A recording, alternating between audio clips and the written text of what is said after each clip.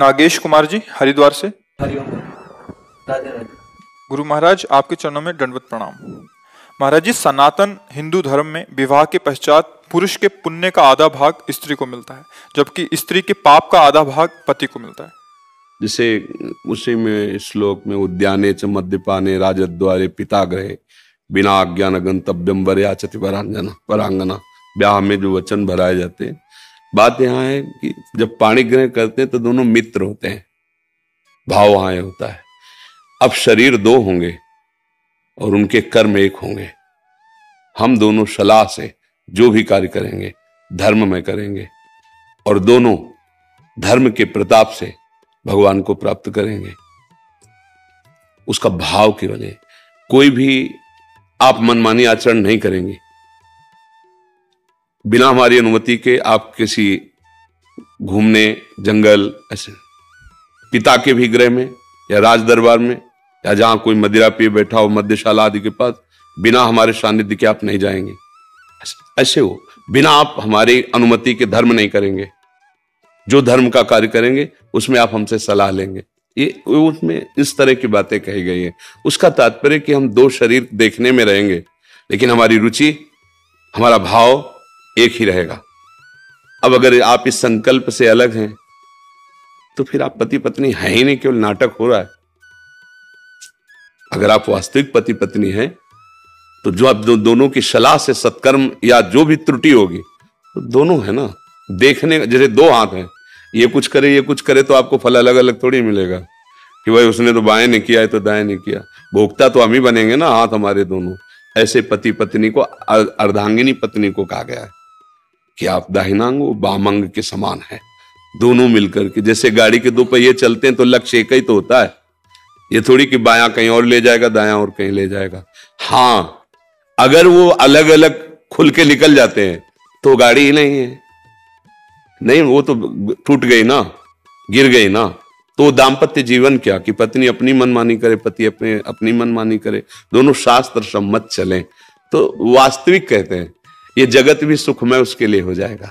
दोनों धर्म से चलें, प्यार से चलें और ये पत्नी पातिव्रत धर्म धारण करे और पति पत्नी में केवल अपना भाव, जो संसारिक भाव मान लो काम भाव है, वो केवल अपनी पत्नी में और सीमित होकर के दोनों धर्म से चले, भगवत प्राप्ति के मार्ग में अग्रसर हो जाएंगे।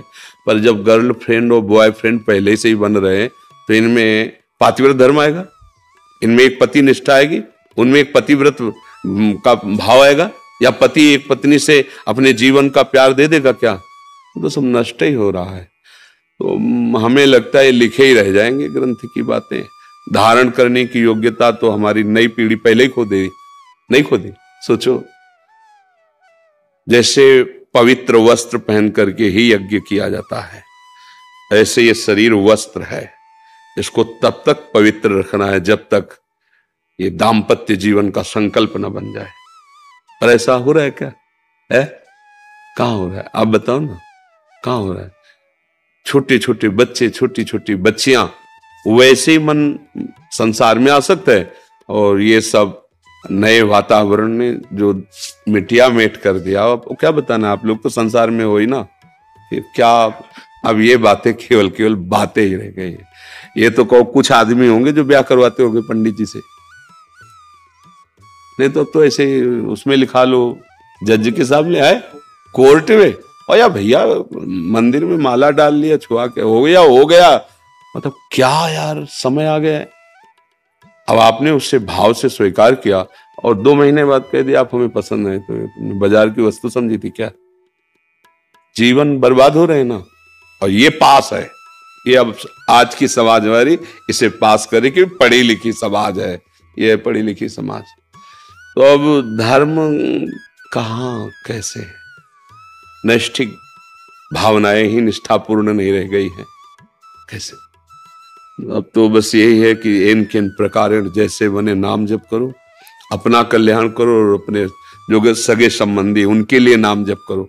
वो जप करे ऐसी भावना हम जप करके उनके लिए भी नाम, कि तुम पुत्र हो, तुम पत्नी हो, तुम्हारी बुद्धि शुद्ध हो, तुम्हारे अंदर सद्भावनाएं आवे। बस यही हमारी शिक्षा तो यही। पत्नी नाम जप करे, कहोगे नाम जप करो, नहीं करेगी तुम्हें गुस्सा आएगा, लड़ाई झगड़ा करो। आप नाम जप करो, आप उसका मंगल करो। तो हमारी समझ में अब तो ये बात आ रही कि ये बातें निर्वाह करना कैसे हो सकता है। आप हमें बताओ, अच्छा कैसे हो सकता है? अभी तो है थोड़ा, आगे जो आएगा वो लिखा है शास्त्रों में, नहीं माने को अनुजा तनुजा, बेटी बहन की सुरक्षा घर में ही नहीं होगी। असुरक्षित जीवन, पशुवत जीवन। भाई नाम जब, इसीलिए सबको चिल्ला के कहते हैं, जब हमसे कोई प्रश्न करता है तो इन विषयों पे भले बात करते हैं, नहीं हम सबसे ये कहते हैं जो हो जहां हो जैसे हो, नाम जप करो, नाम जप करो। तुम जो भी हो ठीक हो जाओगे, नाम तुम्हारा मंगल कर देगा। क्योंकि हम जानते हैं कि ये छोड़ो ये छोड़ो ये छोड़ो, फिर नाम जप करो, नहीं कर पाओगे। जो कर रहे हो करो, नहीं छोड़ पा रहे हो मत छोड़ो, एक और डाल लो ना।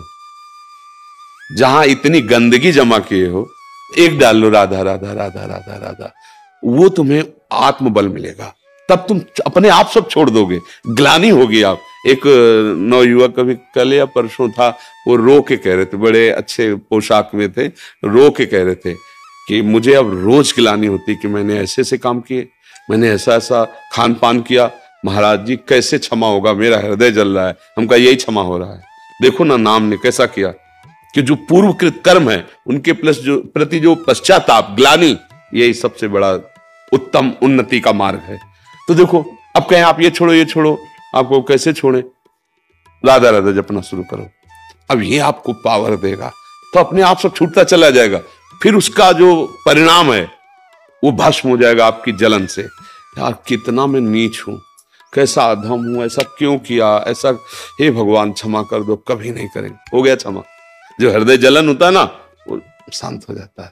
तो इसलिए भाई जहां तक हो सके इन सब विचारों को छोड़िए, नाम जप कीजिए, और पत्नी में भी भगवत भाव रखिए, परिवार में भी भगवत भाव रखिए, और अपने कर्तव्य का ध्यान रखिए कि मेरा पत्नी के प्रति क्या कर्तव्य है, मेरा धर्म क्या है, उसका धर्म क्या है। उसके विषय में ये समय के अनुसार अगर तुम शिक्षण देने चलोगे तो तुम अपने धर्म को खो दोगे, फिर तुम्हें क्रोध आ जाएगा, फिर तुम उससे जलन पैदा करने वाला व्यवहार करने लगोगे, और हो सकता है क्रोध में हिंसा आदि दोष बड़े बड़े हो जाते हैं। इसलिए हमारी प्रार्थना है, हम अपने कर्तव्य, हमारी पत्नी आई है हमारे पास, मेरा उसके प्रति क्या कर्तव्य, बस।